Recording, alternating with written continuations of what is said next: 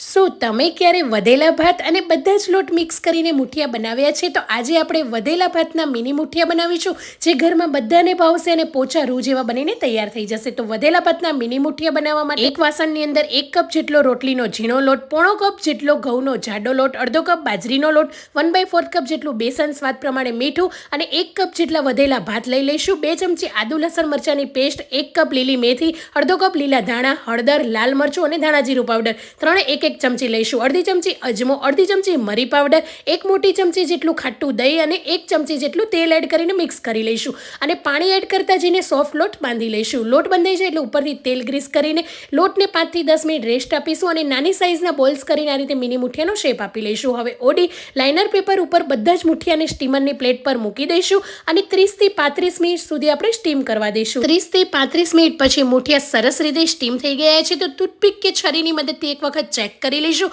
Clean આવે તો મુઠિયા આપણા સરસ રીતે કૂક થઈ ગયા છે. ઠંડા થઈ ગયા છે તો તમે જોઈ શકો છો એકદમ પોચા રૂ જેવા, સોડા ઉમેર્યા નથી તો પણ સરસ મુઠિયા તૈયાર છે. વઘાર માટે 2 ચમચી તેલની અંદર રાઈ, તલ, મીઠા લીમડાના પાન, લીલા મરચાં એડ કરીને મિક્સ કરી લઈશું. સરસ રીતે સતળાઈ જાય એટલે બનાવેલા મુઠિયા એડ કરીશું. ઉપરથી લીલા સમારેલા ધાણા સ્પ્રિંકલ કરીને ગરમા ગરમ આ મુઠિયાને સર્વ કરીશું. અને આ એક અલગ જ રીતે તમે તમારા બાળકોને લંચ બોક્સમાં પણ આપી શકો છો. બાળકો ખુશીથી ખાશે. તો તમે પણ જરૂરથી ટ્રાય કરજો.